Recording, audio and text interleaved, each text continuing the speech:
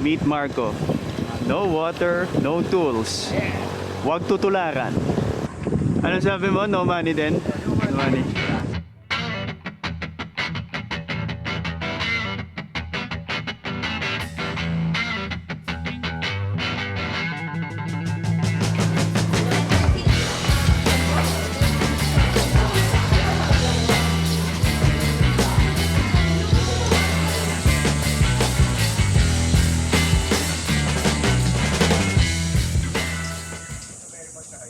Yan, nagpasak tayo. We got a puncture on the road. Gumana naman yung sealant, but we're gonna plug it para sigurado. Para long term na rin. Yan. Tapos pinanaji ko tinichito rin pa coach ko.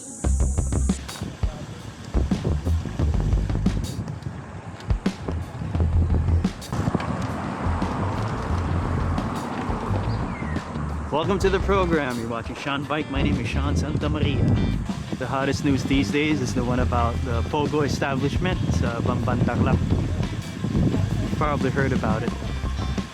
But for you who are not familiar with what's going on, may iniimbestigahan ngayon na Pogo establishment sa Tarlac na tinatawag na the BGC of Tarlac dahil it's a huge compound na maganda, no? Multiple structures, may parang pocket park pa sa gitna, na napag-alaman na Pogo Hub pala. Involved dito yung mayor ng Banban na si Alice Go.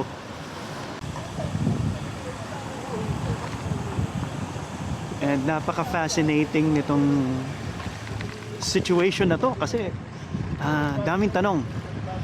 Nagkaroon ng Senate inquiry.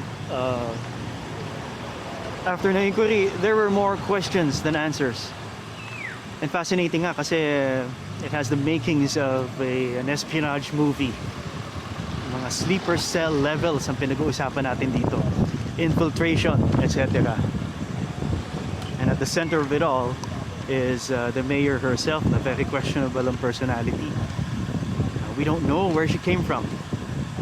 Yun ang punot dulo nito. And I encourage you to do your own research because I don't want this vlog to be a commentary, no? Hindi naman ako political analyst. It's not my position to do that. Although may say tayo, no? Dahil mamamayan din tayo na responsable. I have an opinion or two about the whole thing. But this vlog is not gonna be about slicing and dicing the information we have on hand and forming an opinion. Hindi naman yan. There's an aspect of this that I want to bring to the table. It's a lovely weekday morning, by the way. 3 days akong hindi nag-bike, so I've been looking forward to this bike ride with my buddies. Village riding lang, simple lang. Feels good, man. Ang pag-usapan natin dito yung fanatisismo. Very rampant dito yan. And lumilitaw to dito sa case ni Mayor Guo. So ilapag muna natin yung mga ibang facts about this mayor that make her interesting and dubious, of course. Una-una yung nationality niya. Many doubt her nationality. Half siya. She claims to be half Chinese, half Filipino.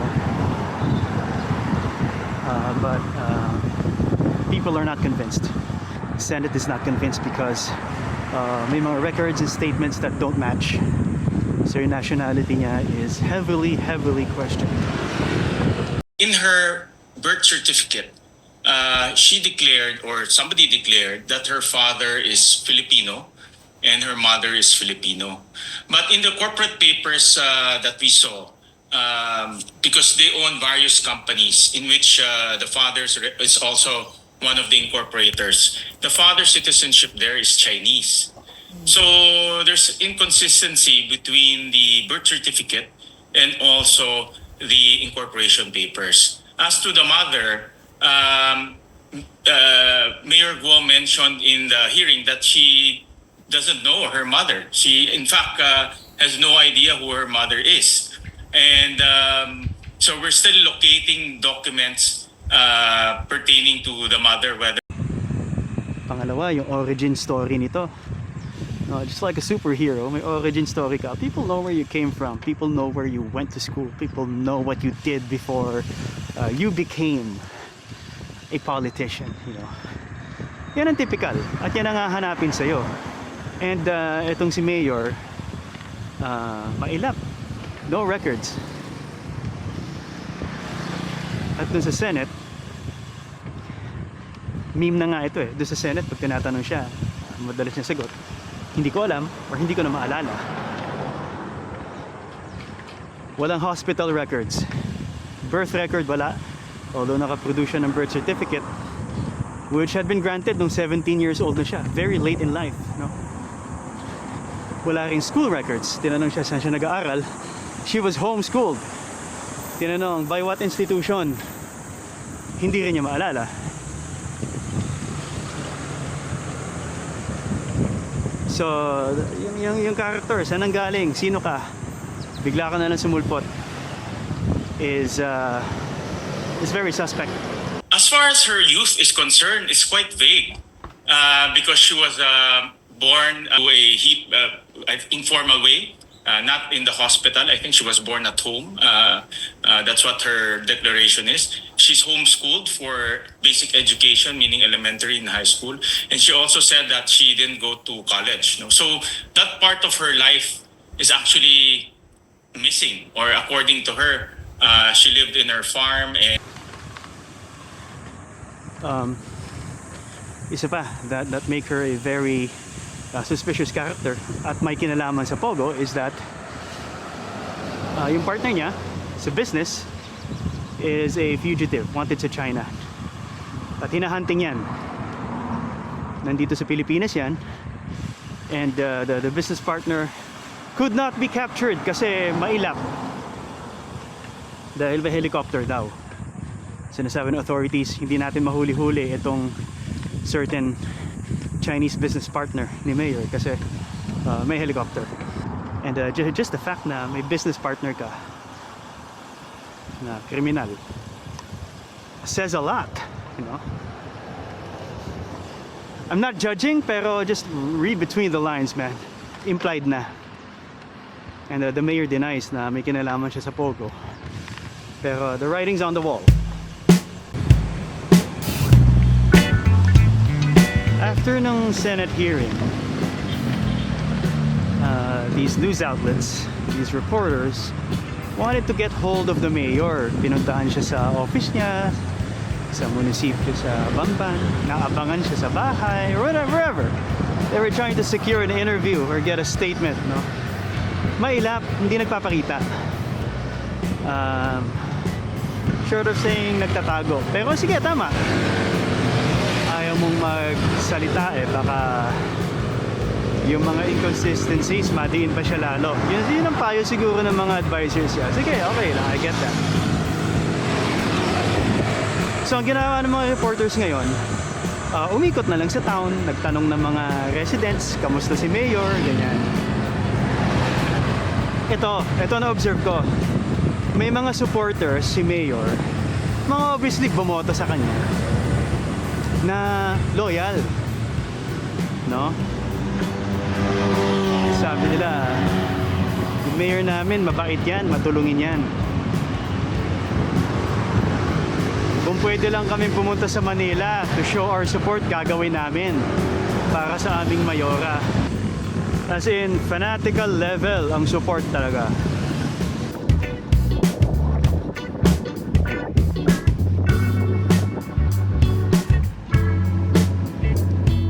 Ito mga ilang negative effects ng fanaticism, and I'm reading off of the internet, no? So credits to you, interwebs. So here it goes. Fanaticism can lead to narrow-mindedness, intolerance, and an unwillingness to consider alternative perspectives. It can also result in extreme actions, including violence, and constrain relationships and communities. Additionally, it often prevents constructive dialogue and hinders progress by discouraging critical thinking and openness to change. Sounds familiar, no? Parang pag-ibig. Pag nagmamahal ka, medyo tanga ka eh. No? You protect your loved one at all cost. Nawawala na yung critical thinking, your sense of right or wrong just goes out the window. Mahal mo eh. Panatiko ka eh. It reminds me of a movie I saw just the other day. Forgive me, I forgot the title. Sa HBO Go siya, starring one of the Skarsgård brothers. No? So tatay siya.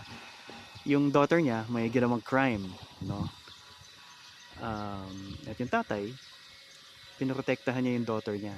Tinago niya yung crime and even went to the extent of putting the blame on another person. Diba? Para sa kanya, yun ang tamang gawin eh. At ganito ang mga ilang residents ng Banban na lumalabas. Mahal si Mayor eh. Tinutulungan sila ng Mayor nila. No? Hinalikan yung baby nila, kinamayan sila ng kampanya. At tinutulungan sila. You know, ayuda, whatever. Mayor ka eh. Trabaho mo yan eh. Automatic. You know, by default. Tutulong ka eh. Yan ang trabaho mo eh. And to some people, yung tulong na yun, sobrang personal. Tumaba ang puso. Mahal ko na to, tinutulungan ako. It started with tinulungan sila. Tapos nag-brew na into fanaticism. You could call it love, if you will. Ngayong in trouble yung mayor nila, dinedefend nila. It's a very natural feeling. But my point here is the lines between fanaticism and love are blurred na talaga. The residents forget na the mayor is in this kind of trouble kasi may pogo issue that surrounds her. At malaking kinalaman niya. You know, the evidence points to complicit siya sa lahat ng nangyayari. The investigation is still ongoing. We're not passing judgment. It's wrong to do that. Pinag-uusapan lamang natin ano yung mga nandyan na, mga general knowledge na. And you know, the evidence points na complicit nga siya. Hintayin natin ang results. But totoo naman din yung saying, innocent until proven guilty. Sige, show your support. Show your support. But you can't blame me and so many others to think and even declare na there's fanaticism nga among some of the residents.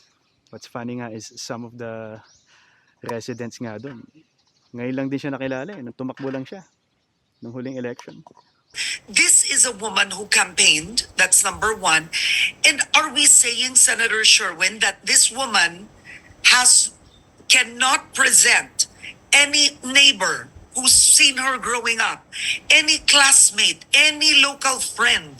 She has no history whatsoever of anything local.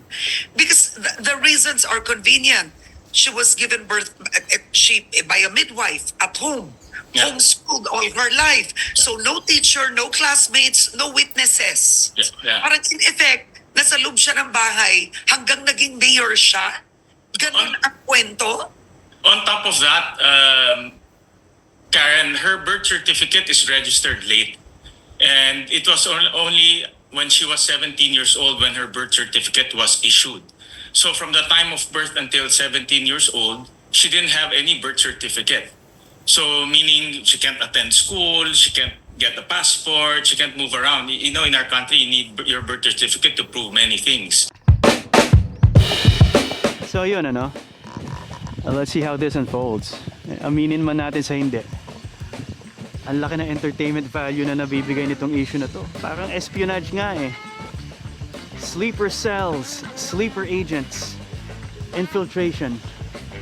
Kailangan maging bukas sa mga mata natin.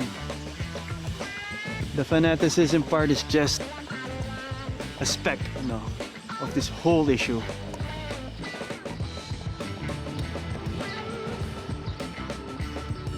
Sana magkaroon na rin ng linaw nga. A lot of questions. Yeah, let's see how it goes. Ako lang naman observer. And isa akong observer who has no intention of turning this discussion into something political or something Hindi natin intensyon maging polarizing, but if that is the result of this vlog, then so be it. I wanna know your opinion, guys, ha? Ang fanaticism naman kasi minsan may magandang impact yan eh, you know? Pwede ka ma-inspire by the works of the person that you adore. But then again, fanaticism, kung yun lang ang meron ka, kung nasisira na yung judgment, kung nawawala na yung critical thinking, kung na-impact na ang decision making mo, hindi na maganda. And that's all I want to say. So, lagay nyo lang sa comments if you have a thing or two that you want to express. Lagay nyo lang sa comments. And you guys always ride safe. Thanks for watching. God bless you all. See you next time.